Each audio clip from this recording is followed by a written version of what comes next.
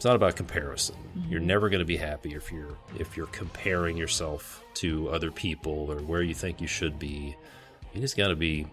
I think what it comes down to is happiness is a choice. You've just got to choose to be happy, and when you do that, success will probably find you. I love that. We've all heard the quote, "Comparison is the thief of joy," and that absolutely. That sounds better if you say it in Yoda's voice. Comparison is thief of joy. All right, Leyah, welcome back to the podcast.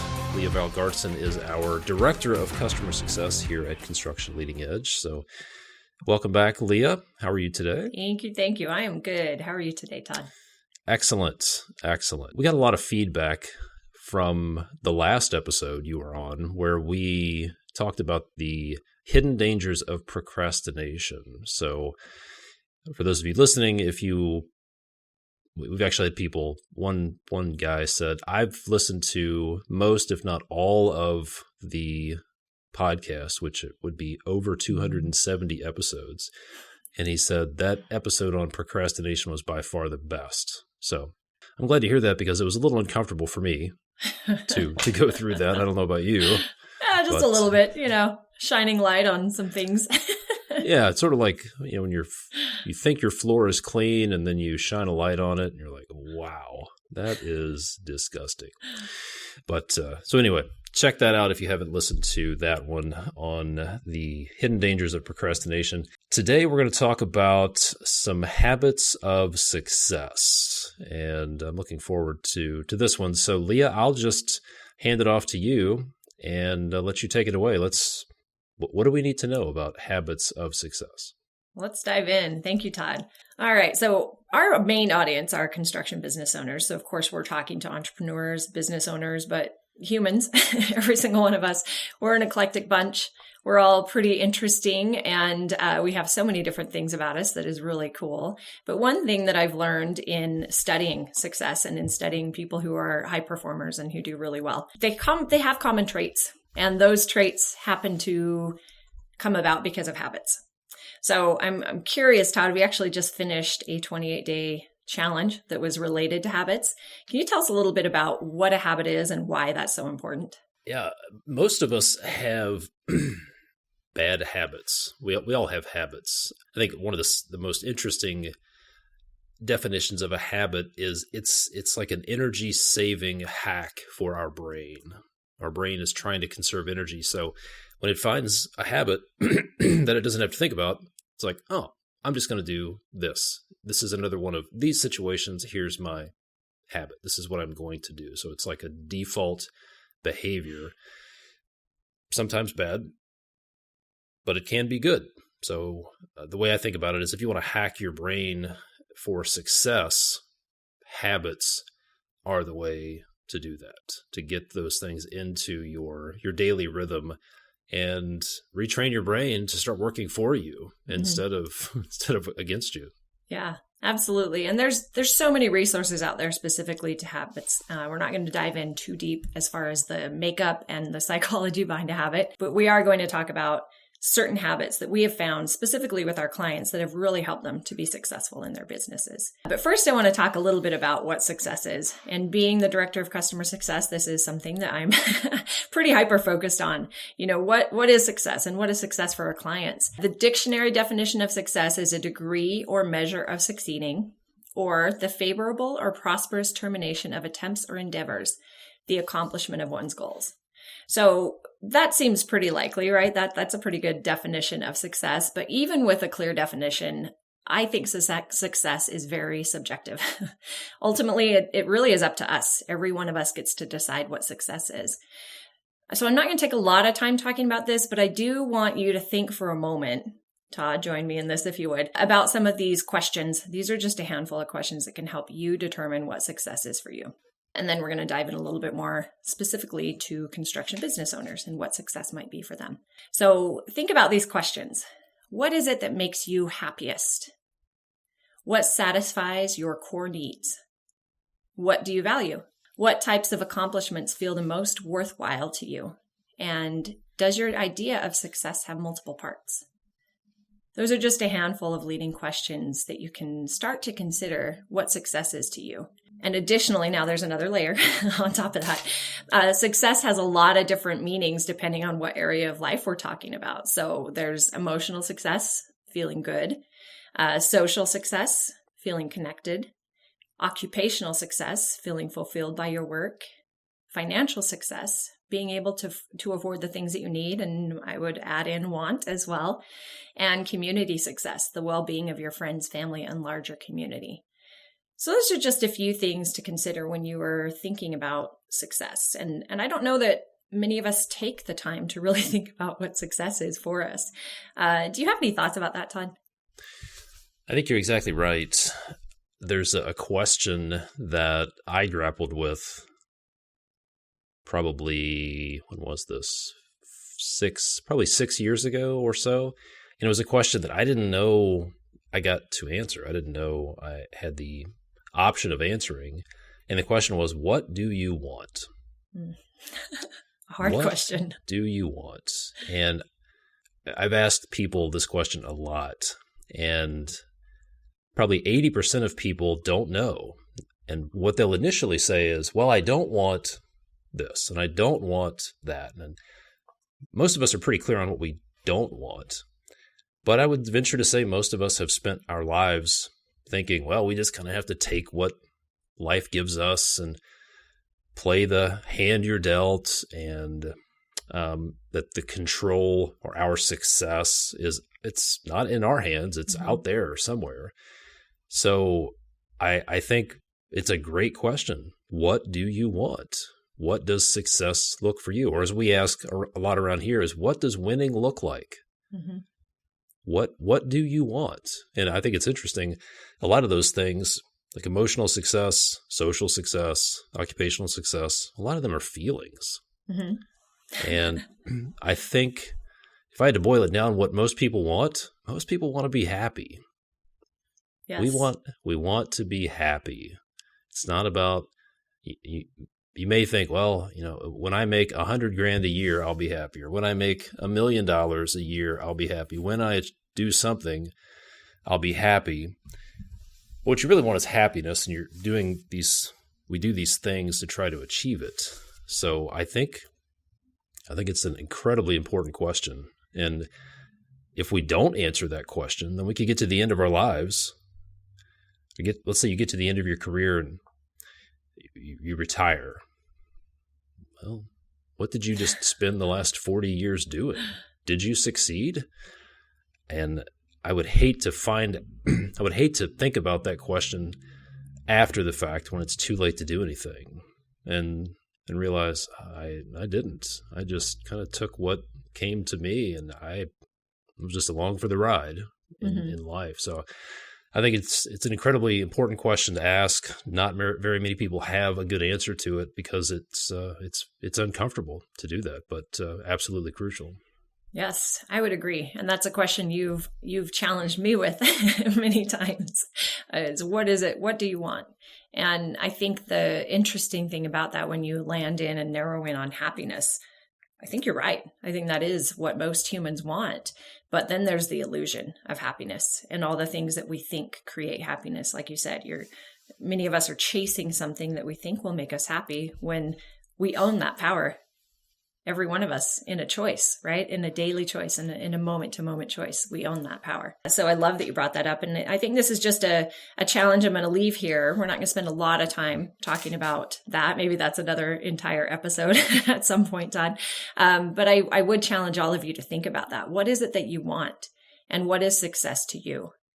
And I do think it's important to consider that in these different areas of life, because success in one area is not the same as another. So yeah, spend some time thinking about that. And I'll just end with this quote by John Wooden. He says, "Success is peace of mind that is the direct result of self-satisfaction in knowing that you did your best to become the best that you are capable of becoming." I really like that. Peace of mind and happiness, I think, really roll in together. When you are happy, you do have peace of mind, and vice versa. So, and knowing at the end of the day that you did do the very best that you can, that sounds like a pretty good definition of success for me. Yeah, and one thing that's interesting, one thing that I have to remind myself of is that if you put happiness on the other side of some sort of achievement, you're probably going to be disappointed. Yeah. When I get there.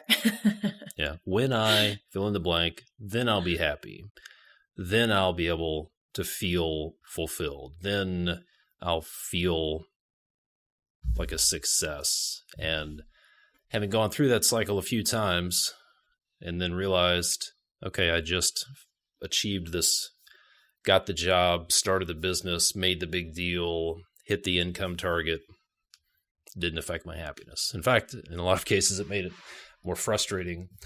Yeah. So a couple of thoughts. One, save yourself a lot of frustration by not putting happiness on the other side of achievement. It's really about appreciation and gratitude and living in the present. And the other thing, as we're talking about habits, sometimes success, and we can get a lot of satisfaction just from habits, just doing the work, chopping wood, carrying water, the day-to-day habits, improving ourselves day to day. There's a lot of satisfaction that comes from that. And again, please take it from a guy who spent a lot of time being really frustrated after achieving things. Don't put happiness on the other side of achievement. Yes, thank you. And there's something you said in there that I think is really important. All those things you just talked about, it's work. Not necessarily easy, but those are the things that lead us to satisfaction and that lead us to that happiness and lead us to that fulfillment. It's in this world where everything is instant and everything's easy and we expect stuff to just happen for us. That does not produce that happiness that you're saying so many of us are chasing. And, it's in the work, it's in doing the things, it's in those daily habits, it's in feeling like, wow, I accomplished something, even if it's a small thing. That's where those things, that's where that success, that happiness comes from. And you mentioned chasing. I think there's so much of that going on. It's like this game where people are, let's say you walked by a park and you saw some people chasing a ball around and you thought, oh, I'm going to jump in. This looks like fun. There must be something to it because all these other people are chasing this ball around. And pretty soon you have this big mob of people just chasing this ball around, all thinking, what are we doing? Well, everybody else is doing it. There must be a good reason. And it's just this herd mentality. And if you find yourself going in the same direction as everybody else, you're probably going in the wrong direction. Yes. Yep. And you need to turn around and do something else. But yeah, stop chasing what somebody else says is going to make you happy or you feel like it's going to make you happy. You see somebody on Instagram who's building much more beautiful projects, or they seem to have a much bigger business, seems to be more successful. It's not about comparison. Mm-hmm. You're never going to be happy if you're comparing yourself to other people or where you think you should be. You just got to be, I think what it comes down to is happiness is a choice. You've just got to choose to be happy. Absolutely. And when you do that, success will probably find you. I love that. We've all heard the quote, comparison is the thief of joy.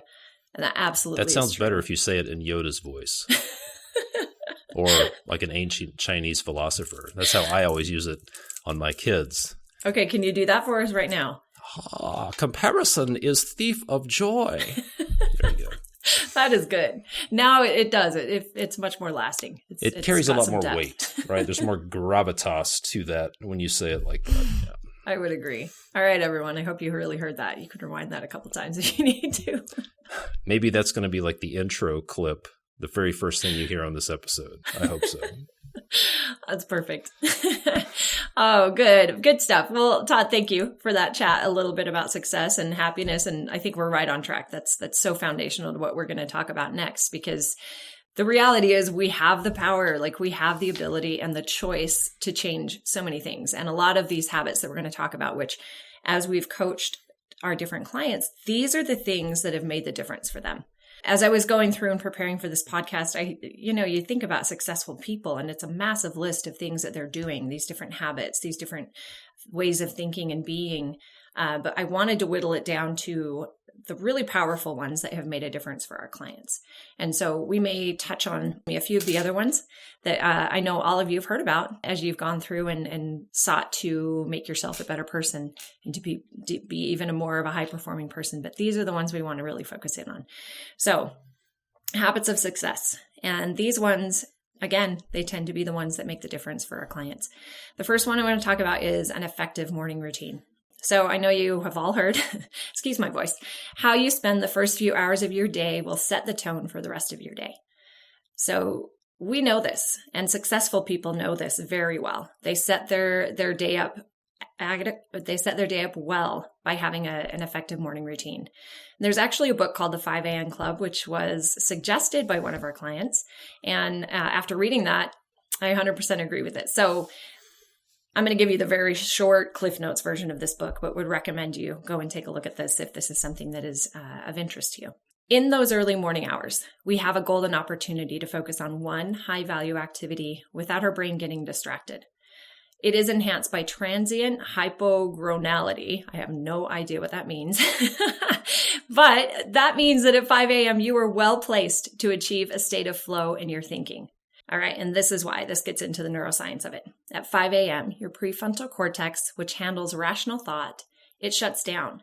So analyzing stress and worry is impaired. And at the same time, at the peace of daybreak, it stimulates the production of neurotransmitters dopamine and serotonin.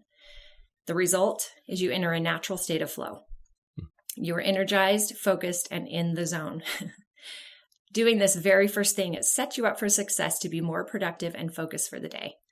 Additionally, to get the results of the top 5% of elite performers, you have to do what 95% of entrepreneurs, business owners, artists, and others are unwilling to do. So having a strong morning routine is a huge competitive advantage. Every professional was once an amateur, and every master started as a beginner. We can accomplish extraordinary things once we have figured out the routine of these habits. So let's talk a little bit about specific habits. And this is now, again, coming from the 5 a.m. Club. I just want to touch on this. And then I want to talk to you a little bit, Todd, about some of the morning routines and habits that you've created and the difference it's made for you. So once again, going back to the 5 a.m. Club, it really recommends that you talk about or focus on your mindset, health set, heart set, and soul set. And I'm not going to go into detail with those. I'm sure you can probably figure out what each of those means. But they also recommend a 20-20-20 formula. So in the first few hours of your day, in the first few minutes, actually, 20 minutes to move, 20 minutes to reflect, and 20 minutes to grow. Now, what I like about this is it gives you a formula of something that has worked for so many people. But what I think is great about a good morning routine is deciding what is most effective for you, because every one of us is very different. So the formula for one person might work great, not necessarily the same formula for another. And I might add, having one formula that's working really good for you in one season of your life may not be the right formula in another season. So I think it's important to stay consistent and disciplined with a routine, but also flexible in knowing when it may not quite be the right routine for you anymore, or just not the right routine in general. So Todd, given all of that I just shared, that was a lot, but tell me a little bit about your morning routine. I know you have one. Tell me a little bit about it and the results that you've had from it. Yeah. So a couple of things, what I've found for the benefits for morning routine is early in the morning, first thing in the morning, there are very few disruptions, distractions. For me, mental energy is the highest. Everything just lines up. That's the time to do really deep work. So for me, gosh, I don't know for how many years I've done this, but the first thing I do when I wake up is coffee. That's a necessity. So an interesting little trick I found is that this is really dumb, but it's a keystone habit, as Charles Duhigg would talk about in his book, The Power of Habit. There are these keystone habits that set you up for success and make other things easier. So one of my keystone habits is I make coffee the night before. So it's either it goes off on a timer or all I have to do is push a button. Because when I know I'm one button push away from coffee. It makes it a lot easier to get up in the morning. So that's one thing I found. It's really dumb, but actually works. The big one for me is gratitude.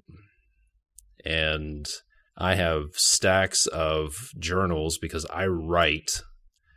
I'll spend a minimum of 15 minutes a day just in writing what I'm grateful for, because my human brain is really focused on what's not going well.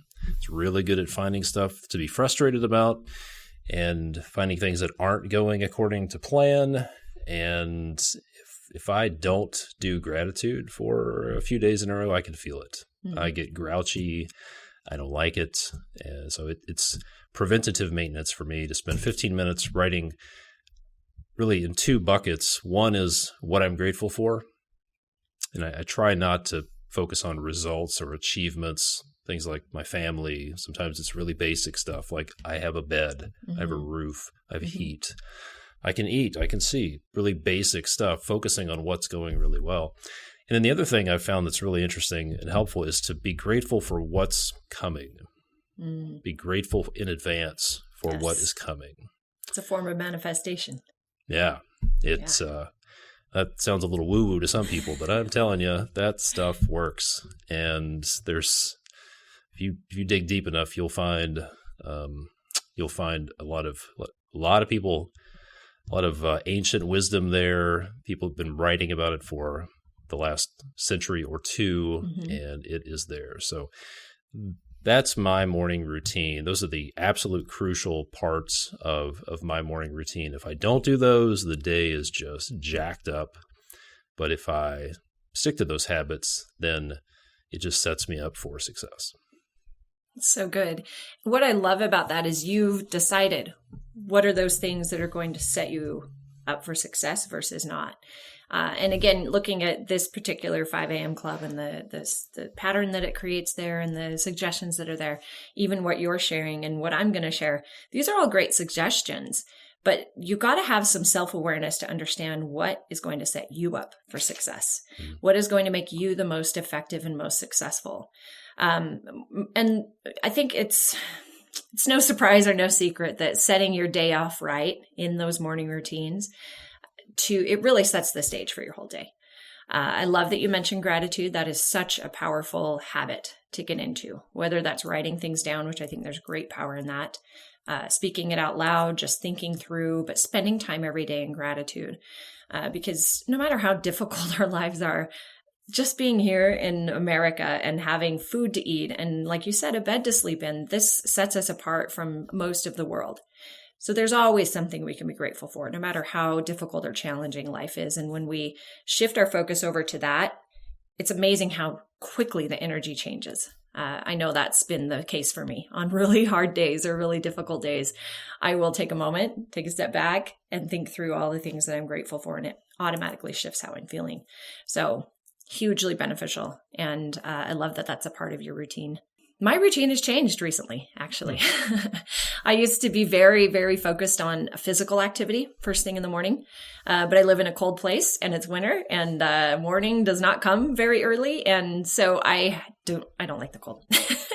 It's easier for me in the summer, but in the winter, I shifted to where I do my active and my physical activity later in the day, which has been really awesome because it's, in fact, this was my challenge for myself doing that 28-day challenge is I wanted to focus more on gratitude and just be more grounded. So I started a morning meditation practice, which I've always kind of dabbled in meditation, but I've been solid with a good 30 plus days of meditation every morning, sometimes at night. And it is incredible how different that has changed everything. Just sitting quietly has allowed that. I'm curious, when you say meditation, there are several different types of meditation out there. What has worked well for you? A few different forms. There's an app that I really like called Insight Timer. This is a free version and it has a lot of access, a lot of tools on there that it gives you guided meditations. You can set your own timer on meditations with your own background music. There is, of course, a paid version, which gives you a little bit more. But for anyone just thinking about meditation and wondering what that is, the very simplest version of that is you're just being present. And so in my coaching and just in things that I've studied and helping people, I will teach people, I call it box breathing. Many of you have probably heard of this. It's very basic and very simple. It's combining breath work with meditation, because when you're doing this, you can't help but be present. But simply put, you're breathing in for a count of 5, you're holding your breath for a count of 5, exhaling for a count of 5, and holding your breath for a count of 5. And you do that for, a number of cycles, really however many you would like, but just simply being present. And that is why I mentioned breath, because if you just focus on your breath, the breathing in and breathing out, you're in a very present state. And that's meditation. So it's not something where you have to sit cross-legged and have your hands in a mudra and do all these crazy Om things. That's really beautiful as well, but it doesn't require that. It's just as simple as being present and just, taking some deep breaths and being right there in the moment. So that's been awesome. I've really, really enjoyed that. And then also prayer is another form of meditation. So I've brought that into my practice as well. Prayer and meditation into my morning, and then reading. I'm very curious. I like to learn things. And so listen to a lot of podcasts, watch a lot of documentaries, but I also want to read. So I've tried to incorporate that into my morning. And then you mentioned coffee. I'm a late bloomer to coffee, but I love it. So I call it my little cup of happiness. And every morning I'll have a cup of coffee. It's just kind of something that makes me happy. And I enjoy that usually while I'm doing some reading. And that tends to be my morning routine and kicks me off for a really positive, happy day. And gratitude is a part of that meditation and prayer. I used to write in a journal. I'm not doing that right now. Kind of missing it, actually, now that you mentioned that. But I do incorporate that into my morning as well. Good stuff. Good stuff. Yes, very good stuff. Anything else on morning routines, Todd? The power of that? Have you seen this make a difference for not only our clients, but other folks? Yeah, you mentioned the 5 a.m. club. We have a client who started the 5 a.m. club and started practicing this, getting up at 5 o'clock, exercising, meditating, reading, and he's lost 30, 35 pounds just in the past 4, 5, 6 months of doing this. He's spending really good quality time with his wife in the morning because they're doing it together. And it's just had a lot of positive ripple effects. So this morning routine it doesn't seem to be a direct solution to what you're dealing with, but it can be a lot better than dealing with trying to address the symptoms, right? So gratitude. I had a conversation with a client several years ago, and he was having cash flow problems and all this chaos and all this other stuff. And he got really frustrated because I kept talking to him about gratitude. But what he didn't realize is he couldn't see the good things that were going on. And he was shooting himself in the foot because of that fact. And when you engage in gratitude, it literally changes your neurology, it changes your brain chemistry, and puts you in a much better place. So if you're having problems over here, you're probably thinking, how in the world is a morning routine going to help me? I just need to get up and get at it and start tearing shit up and solving problems.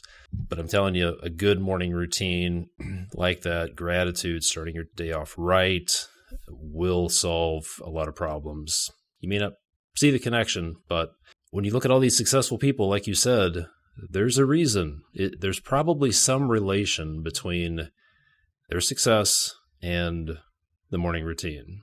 And if you want to get what they've got, you're going to probably have to do what they've done. You can Google morning routines of successful business people, successful CEOs, and you'll find many, many people who are, them, their names very well. And it will tell you what their morning routine is, and they're committed to it because it's that powerful. It makes such a difference. It's not a coincidence. Yeah, absolutely. Good stuff. Thank you, Todd, for sharing that.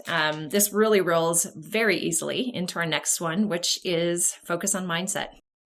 So let's talk a little bit about that. What is mindset, and what is the importance of this to our overall success? You guys have all heard the quote by Henry Ford. He says, whether you think you can or you think you can't, you're right. We've said this, I believe, to many people, and I know I've said it to myself, but the power of our thoughts it's incredibly powerful. We create our reality based on our thoughts. And once again, I think this can borderline woo-woo. You can move into all of that if you want to, but the reality is our thoughts do create our reality. And whether you think you can or you can't, you're right. And this is something we've had to challenge a lot of our clients on, when we're introducing these new things to them and showing them the success that so many have had. Sometimes we get a little pushback of, well, that can't work here because of this, or it's not going to work in my market because we've never done it that way, or the age-old line that we hear in construction all the time, we've just always done it this way. Well, that doesn't mean that that's the right way to do it. And it all starts with how we decide to think about something. And really what we're talking about when it comes to mindset, I think first it's awareness.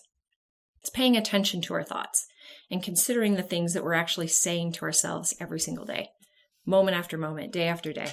These are the things that are creating our reality, the words that we're saying to ourselves. And if you really take the time for that self-awareness and really take the time to think about and pay attention to the thoughts that you have, most of us will be pretty shocked and maybe not in a good way with some of the thoughts that we have. What would you like to share about that, Todd? I know you have something you'd like to say. Oh my gosh, so much. Wherever you're at, listening to this, just look around and everything you see started as a thought. Yes. The truck you're in, the upholstery you're sitting on, the cars around you, if you're at the gym, the idea for that business, the piece of equipment you're using, the music you're listening to, the whole idea of a podcast, your phone, everything you see started as a thought. And somebody just took the initiative to pursue it until it became a reality. So you've got to understand that everything in your life started as a thought, and everything you want in your life starts with a thought. And if you never think about it, it's never going to happen. And mindset is so much more important than tactics and strategy. It is, the way I think about mindset is you have your computer and you have apps. Maybe you have CoConstruct or Builder Trend or Google Sheets or whatever app or piece of software is running on your computer. Then you have the hardware, the stuff you can't get to that the software actually runs on. You don't see it, but the software runs on the operating system in your computer. Your mindset, your brain is like a computer. Your mindset is the operating system. And then the skills you have are the apps and the software.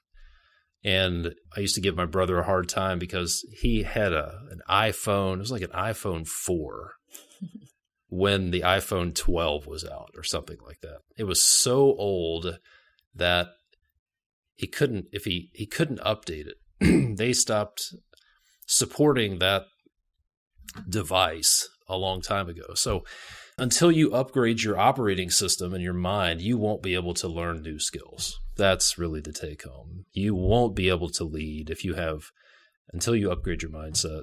You won't be able to lead people. You won't be able to sell. You'll never achieve what you want. You'll never be able to support those skills until you upgrade your operating system or your mindset. And you talked about metacognition?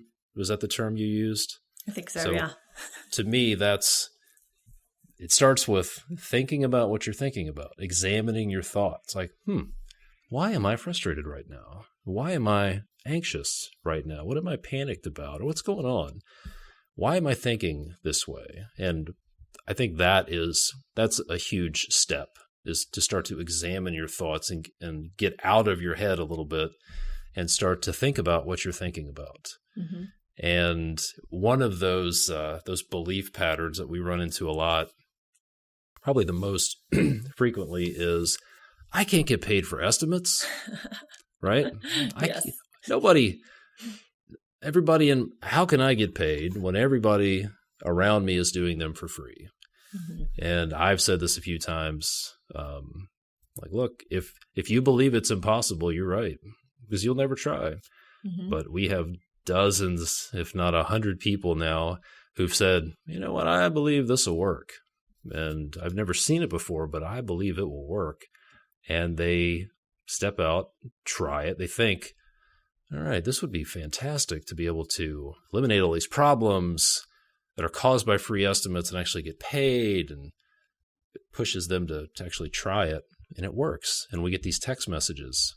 I get these text messages and we see people post on Instagram about how they did it. Mm-hmm. And that thought turned into reality, but it required some action. So absolutely, the mindset it's the limiting factor. So if you want to upgrade your life, upgrade your mindset. If you want to grow your business, you better upgrade your mindset, because it really is the limiting factor on just about everything.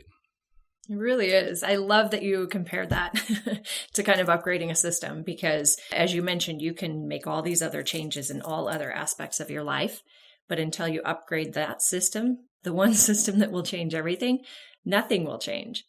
And I'll get a little bit vulnerable here, but I struggled with my mindset for years and was incredibly just mean to myself in the thoughts that I thought.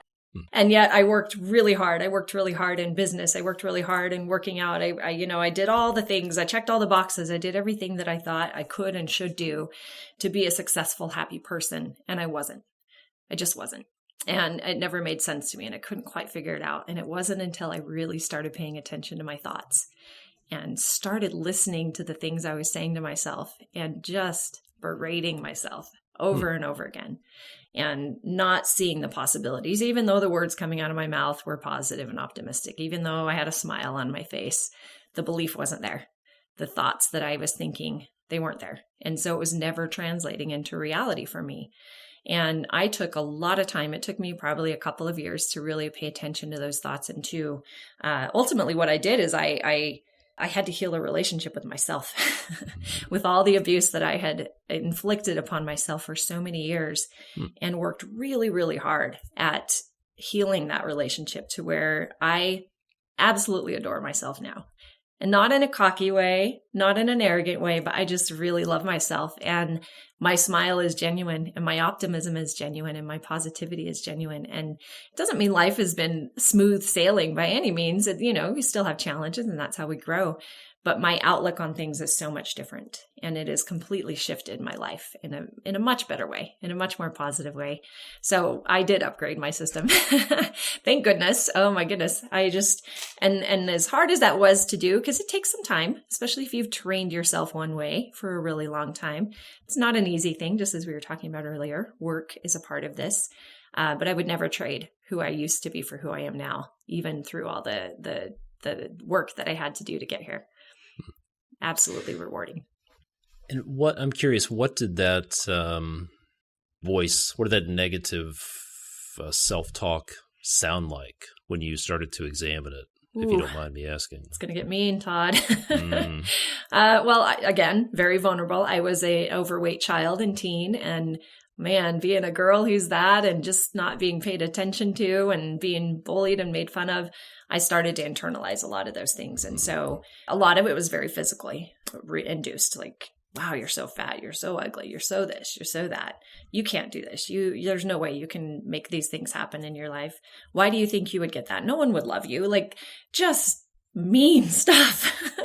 And, I hope most people listening to this are not aligning with what I'm sharing right now, but we all have something that is harmful to ourselves and is not serving us. And clearly that was not serving me.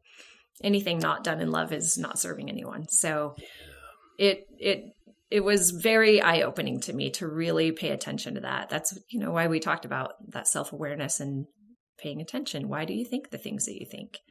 Where is that coming from? Yeah, and that's that inner critic voice is so harsh, and so it seems like it's our conscience. It's like little Jiminy Crickets trying to be our conscience, but it's not a friendly little cricket at all.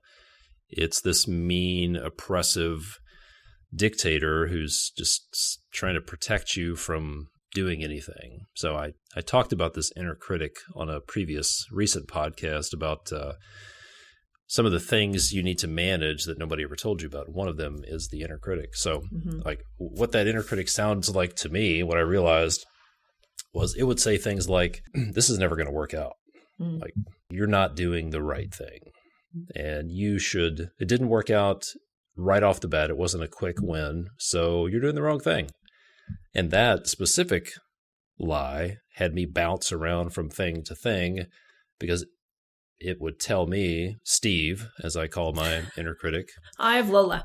That's mine. Lola? Yes. Okay. So Steve is like this frantic little dorky guy who's sitting at the boardroom of my brain, and he's chicken little. All he sees is things aren't going to work out. It's going to be terrible. So he would say things like, oh man, Todd, dude, if we were doing the right thing, if this were the right thing, like it would have been an immediate win. So clearly you're doing the wrong thing. So we need to bounce to the next thing. And then as soon as we hit some resistance, we would bounce to the next thing. And I realized that was just false. Mm-hmm. And it was the inner critic's job. Steve's job is to protect me from the shame of failure. So in his mind, the best thing to do is just don't try. Don't do anything. Don't ever try. Play it safe. Just don't ever try. So yeah, that inner critic of, if you were doing the right thing, it would have worked by now. Or people don't appreciate what you're doing. This person doesn't like you. Or what else? You're not good enough. That's a big one. Yeah. Like imposter syndrome was huge. Mm-hmm. I remember at times I was literally thinking these thoughts, like somebody is going to open your office door. They're going to walk in and they're going to point their finger in your face, Todd, and say, you are a fraud. What are you doing running this project? What are you doing owning your own business? What are you doing running this company? And it's all just in an effort to protect us from the shame of failure. And it seems helpful. It seems wise and prudent.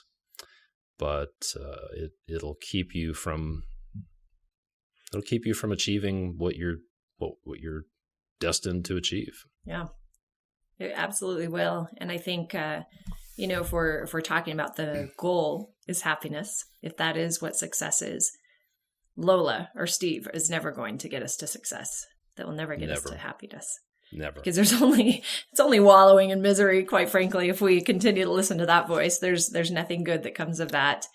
And I think it's just every one of us has that.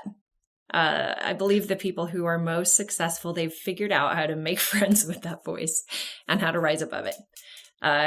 Because it's a part of us. It's not going away. I don't think Lola's ever leaving me, but I've just learned that. Thank you for your input, and I'm going to make a different decision that's better for me. And additionally, just talking about mindset overall, beyond the critic, beyond all of these things that we're talking about, is the choices that we choose in the thoughts that we make. And I think sometimes it's easier to just think that they happen to us. Yeah. But we're the only ones that control our thoughts. And so we can have that thought of, you're not going to do this. You can't do this. You're an imposter. Or you can choose a different thought. And one thought is very positive and going to move you closer to where you want to be, and one is going to keep you stuck. So I think this once again comes back to that awareness of your thoughts and being a master over those thoughts and making a different choice in those moments. And the more we practice something, the easier it is to do. So even if negativity or pessimism might be more natural for you, you can overcome that. I certainly did. And it wasn't an easy thing. It was really foundational and in my belief system. And so I had to work really hard to change that and shift that. But it was worth it. It absolutely was worth it. So speaking of choice, so what we're saying is you get to choose what you think about. Yes. And this is a fact. This is a choice. Which means if you get to choose what you think about, then that means you get to choose how you feel. Because feelings are based on thoughts. And if you get to choose what you think about, that means you can choose what you believe. And if you can choose what you think, how you feel, what you believe, that means you get to choose how you react to things. So if you're going through life saying things like, she made me mad and he made me frustrated, and if you're basically saying somebody else is controlling your emotions, then you are lying to yourself. And you're saying, I am a slave to everybody around me, and I am not in control. And you got to understand that you get to decide. You get to choose how you think. You get to choose how you feel. You get to choose how you act, how you speak.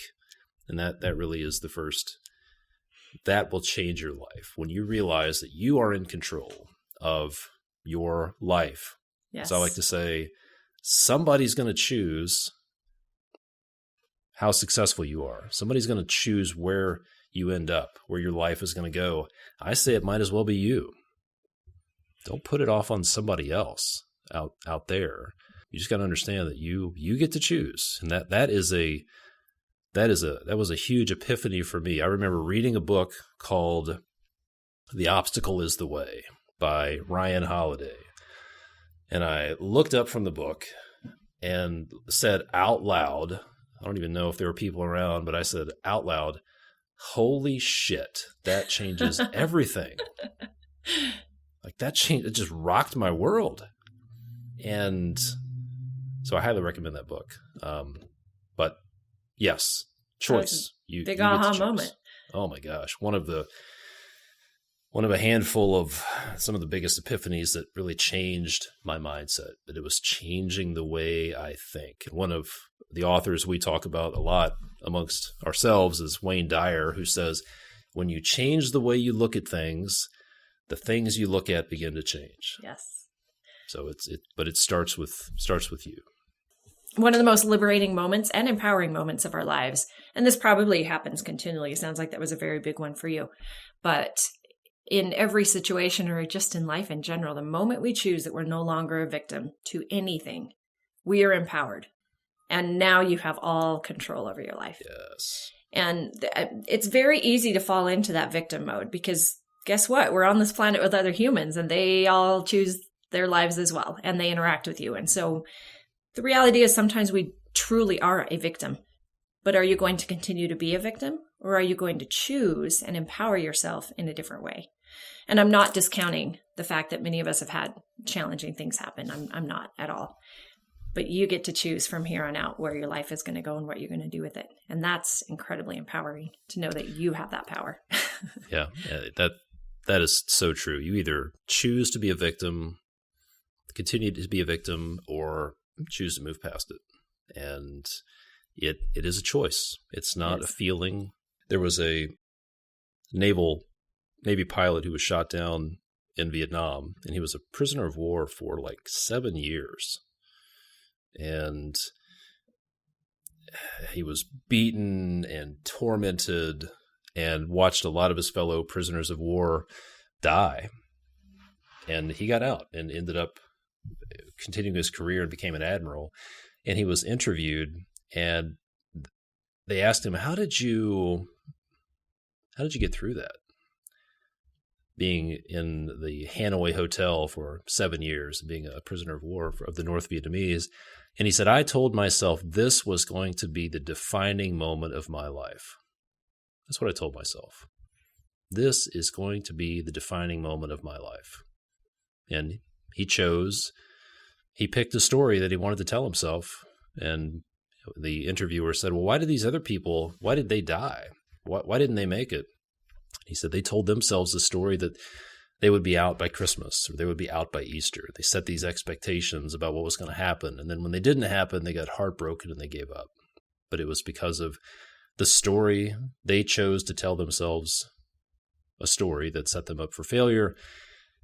And the guy who survived he chose the story that he was going to tell himself, which was, this is going to be the defining moment of my life. So it's choosing the story you tell yourself, choose how you're going to respond, choose whether you're going to be a victim or not.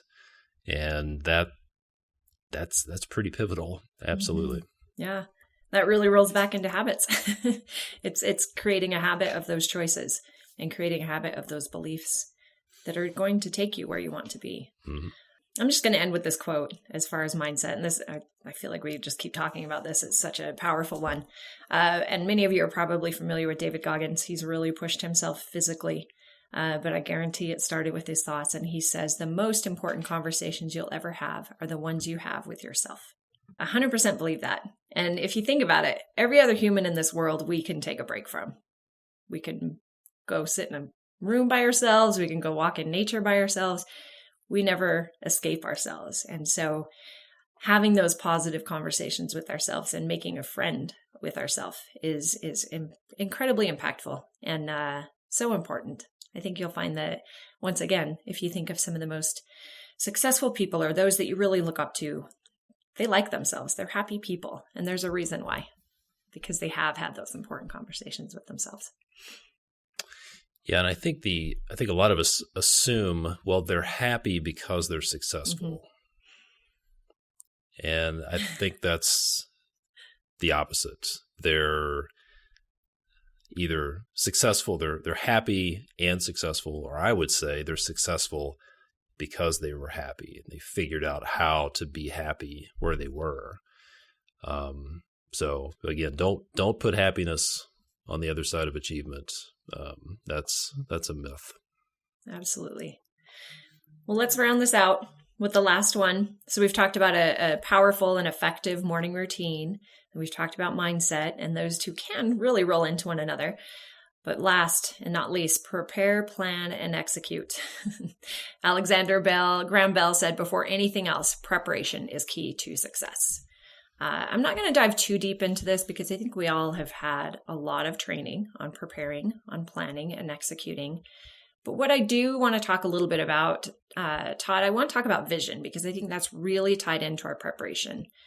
Ultimately, it's the direction of where we're going. And this applies to anyone who has a goal, who has a dream. You have to have a vision. You have to know where you're going or you're never going to get there. What is the danger of not having a vision? So when I think about a vision, what I see, what I would consider a vision is, say, in the context of a construction business owner. That person says, all right, they get really clear on why they do what they do, what they're the best in the world at, what they want their lifestyle to look like, what they want their company to be famous for, what they want their employees to look like, who are the types of customers they want to work with. A lot of it goes back to choosing and deciding this is what I want.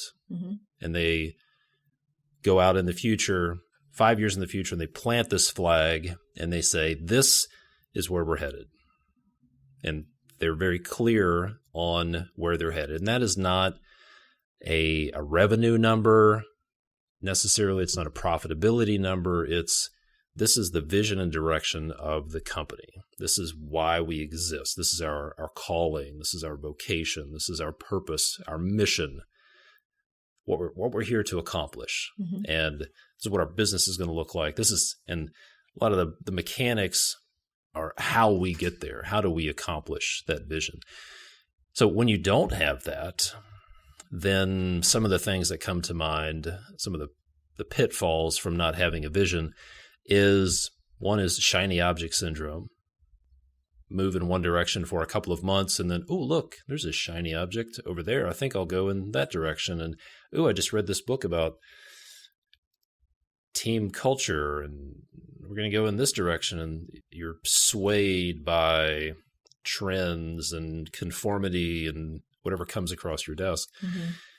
And you just long term, you don't ever get anywhere. That's one of the big risks is you just don't ever get anywhere. You may pay yourself and you may build some projects or whatever, but the risk is getting to the end of your life and being stuck with that regret, saying, you know what, I know I could have done more. Yeah, I could have provided wealth for my family, but I just kind of bounced around from thing to thing.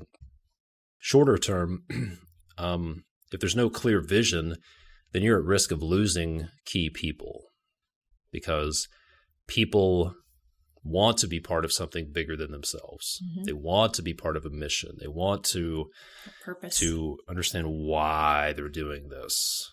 And they want to know, where are we going? We don't want to just live in the project, but where are we going? So all things being equal, same pay, same job, people are going to go to work for a place where they feel like they're part of something, where that vision is clear. So those are some of the biggest risks to not having a vision. There are a lot more, but I think those are some pretty big ones.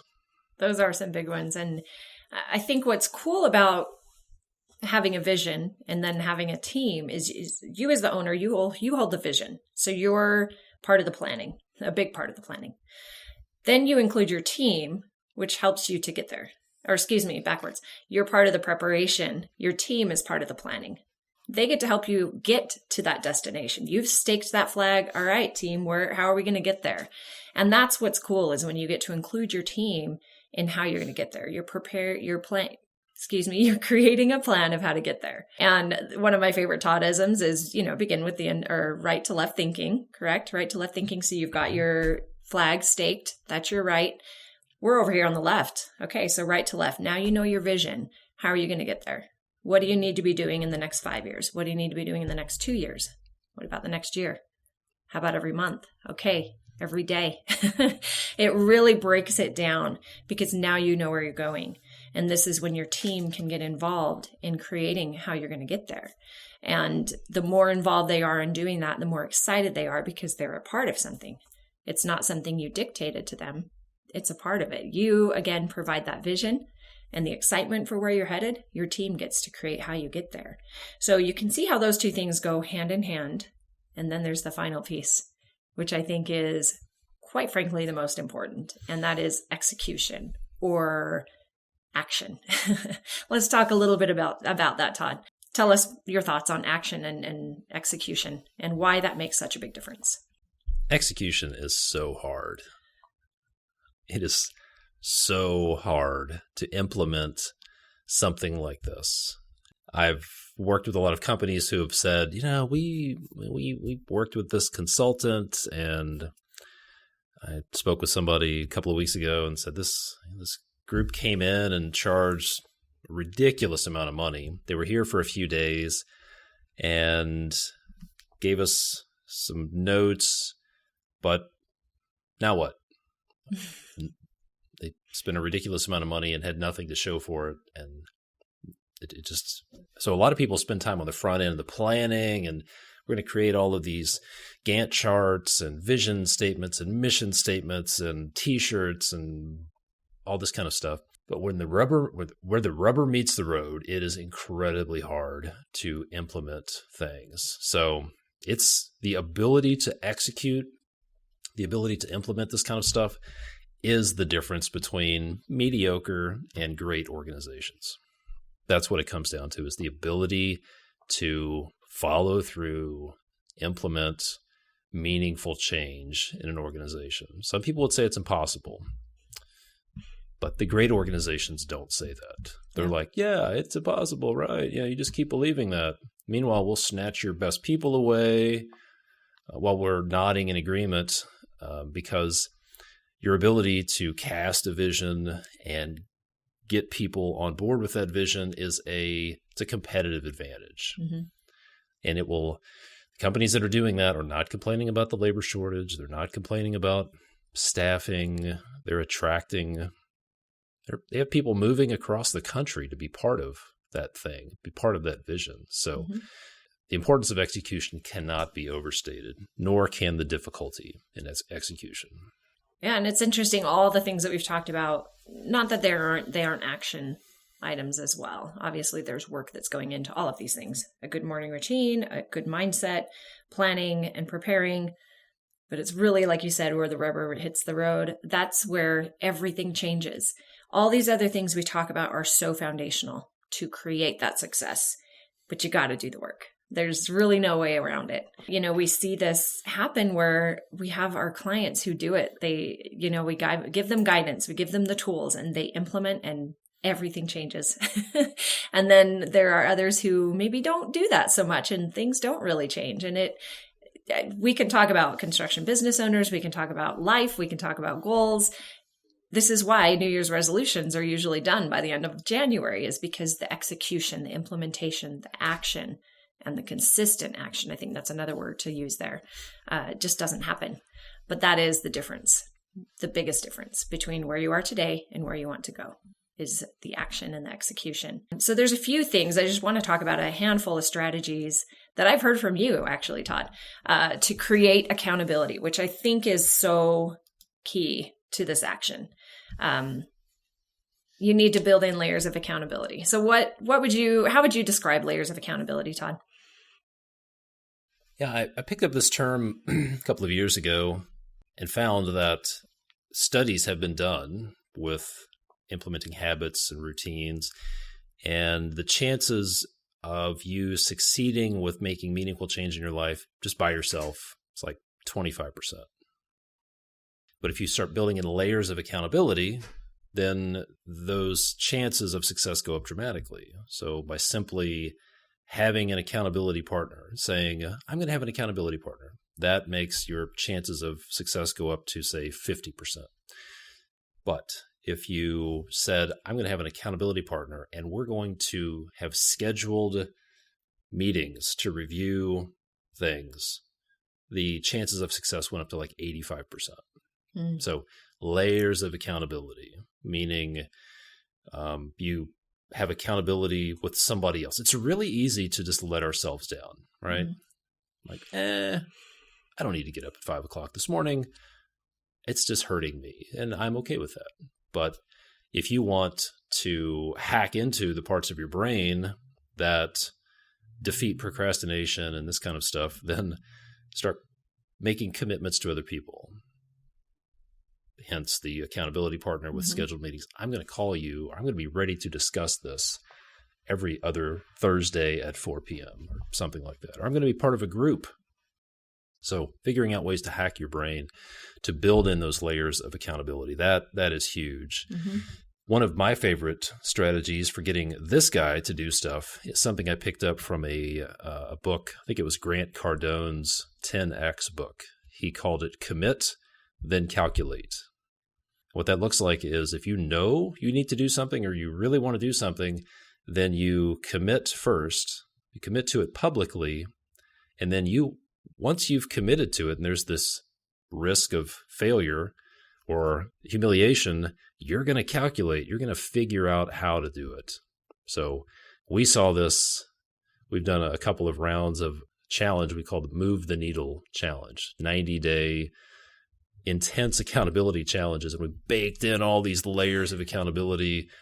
You're going to set your goals, you're going to publish your goals, then you're going to meet every other week for 3 months, and then there's a live meetup, and you're going to have to present your results in front of the group at the end. And the results these folks got were incredible. And it was because of those layers of accountability. Things they'd wanted to do for years. Frankly, things I had worked with some of these guys on for a year and a half, 2 years, and they didn't make any progress until there's these layers of accountability were there. Suddenly, they finished it, and it's because of the layers of accountability. A couple of things that you said in there that I think are important, and I know everyone has heard this as well from successful people. This is from Jim Rohn. He says, you're the average of the 5 people you spend the most time with. And one of the things that you talked about in there is the social aspect of this. It's not just you in a silo. It's not just you in a vacuum figuring out what it is that you want to do and then moving forward. It's including people around you who are going places that you want to go or who have been to places that you want to be. These are the folks, the top 5 people you spend the most time with are the ones that you become. And so surrounding yourself with high performing people and those who are on a track for success and who want to do big things, and using them as part of your accountability and asking them to be a part of your success is also huge. There's just this energy and this excitement that is built around high performing people doing big things and wanting each other to help to win. So that I think is also an aspect that's really important, as well as to find that group, and they're there, they're around you. It may not even be someone that you can physically sit down with and have a face-to-face conversation with, but thank goodness for technology. We have the ability now to surround ourselves with high-performing people all the time. And even if you feel that's not available, listen to podcasts, watch documentaries. You can still fill your world with the top 5 people that you want to become like, even if it's not someone that you might personally know. So yes, I think those are all really key parts of putting things into action, implementing and executing. It's so important that we have those layers of accountability. That has been the biggest difference for most of our clients. Well, all of them, really, quite frankly, is they have created those layers of accountability and they've stuck with it. That makes all the difference between the action, or action is what makes the difference between reaching a goal and not. That's it. Absolutely. Jim Rohn says something to the effect of success is just a few simple disciplines practiced every day. I like just that. Simple disciplines. Yep. Right. It's that whole concept of how do you eat an elephant? One bite at a time. One bite at a time. Yeah. One bite at a time. Awesome. Well, this was a great conversation, Todd. Just to recap, it's some of the habits that we have found that have made such a difference in success for our clients are having a good, effective morning routine, really focusing on a mindset, and then that prepare, plan, and execution. Now, of course, there's so many other aspects to it, but we've really whittled it down to these few. They seem to make such a difference for our clients and for us, obviously, throughout this conversation. It's been a game changer. So what I would invite you to do, those of you who are listening, I want you to think through those few that we just talked about. And I know there's already one of them that you are thinking, I could do a little more focus on that one. And this is your call to action. I am inviting you to choose one and to do something today that is going to help strengthen that habit in your life to lead you to that success. Yeah, one thing you said on the last podcast you were on is that you are one decision away from changing your life. Is that, did I quote that the right way? Yeah. One decision away. And really it starts with a decision. Everything starts with a thought, and a decision it's one of those things. It starts with a decision, deciding, all right, something has to change. I'm not satisfied with the track I'm on. I'm not satisfied feeling like this. I'm not satisfied with something that I'm dealing with. It starts with making a decision, making a change, making a commitment, and then taking action on that thing. People ask me, hey, do you think I'll succeed? What are the chances of me achieving the results I want? It's pretty simple. It's show up, make a plan, and then do the work. Like Manish Cartier, who started off as a client almost 2 years ago, and now he's a coach on our team. The guy his results have been incredible. What he's achieved with his business. He's the 8-hour work week guy now. And it was very simple. That's what he did. He blocked off time. He showed up. He made a plan, and he worked the plan. It's that simple. It's not about genetic material. It's not about anything else. It really comes down to just owning it and making a decision. So one of the fastest ways, if you want to get up the learning curve when it comes to upgrading your mindset and implementing the things that need to be implemented, is to get into a community of people that are working on the same stuff just like you every day. Other construction business owners who are high performers, like-minded, similar values, want to accomplish similar things. And that's what we've created here at Construction Leading Edge. We've got this program called the Systematize Your Construction Business Program, where we will work with you to do exactly that. Help you put crucial systems in place to systematize your construction business, just like we've done with a lot of our other clients. And along the way, we'll work with you on your mindset. And one of the most interesting things is that for a lot of our clients, not only is their business radically different, their day-to-day schedules are radically different. They're going from working 7 days a week, 70 to 80 hours a week, down to having normal work weeks, being able to take vacations. Not only is that different, there are all these other positive ripple effects in their life, but they are also radically different. Yes. They have peace of mind. They are better leaders, and they feel better. They sleep better. They're more present at home for their family. And it just has a ripple effect that touches every part of their life. So if that's what you want, if you own a construction business and you want that, you're ready to take action, then I want to invite you to go book a call to talk to our team. You can go to constructionleadingedge.com/apply and book an appointment to talk to us. We'll get on the phone for 45 or 60 minutes. We'll talk through what's not working well, some of the challenges and obstacles you're having, where you want to be, and map out a plan to help you get there. We'll help you identify some of the root causes of some of the biggest problems or symptoms you're actually dealing with, and map out a roadmap to help you get where you want to be. And in many cases, well, in every case, actually, the roadmap is to implement crucial systems, to do the work on your business. But also there's some things that are going to have to change in your mindset to get you where you want to go. So if that sounds interesting, schedule that call. And I'll tell you, there's no pressure. If you want our help to do that, we'll talk about our program if it looks like we have a good mutual fit. But if not, there's not going to be any pressure. Our goal is to just give massive value and help you. So if you want to do that, if you'd like to schedule that call, you can go to constructionleadingedge.com/apply. Book that appointment, fill out the short application. It's absolutely free, and I guarantee it could be the best 60 minutes you've ever spent working on your business. Leyah, what else do we need to talk about when it comes to habits for success? Well, on our last podcast, we talked about procrastination. There is the law of diminishing intent. Is that what it's called?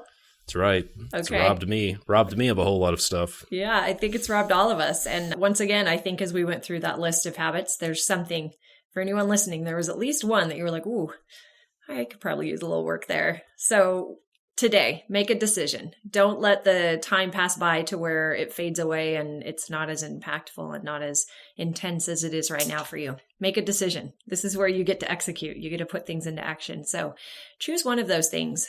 Maybe it's setting that phone call. Maybe it's committing to a morning routine. Maybe it's choosing your thoughts. Choose something today. Put it into action. Do something. Otherwise, the last hour and 10 minutes or so haven't really done much of anything for you. Exactly. I wouldn't go so far as to say it's been a waste of time, but if you want to get some value out of things, take some little nugget, one minor little thing, even if it's a 5-minute action item, take action on it, get some value, start seeing results. Good stuff. All right, Leyah, thanks so much for putting this together, and thanks for all the great work you're doing for our clients. And I think we just passed your 1-year anniversary with the team, right? Yeah, we did. It's been a good year, and it is my pleasure. I've enjoyed every moment of it. Thank you. We are incredibly grateful to have you on the team. And it doesn't seem like a year, but when I look back at all the clients you've helped and the results and everything we've done in the past year, it's been a big year. So thank you so much for all the work you're doing. Thanks for putting this together. And folks, take action. We'll see you next time. We'll see ya.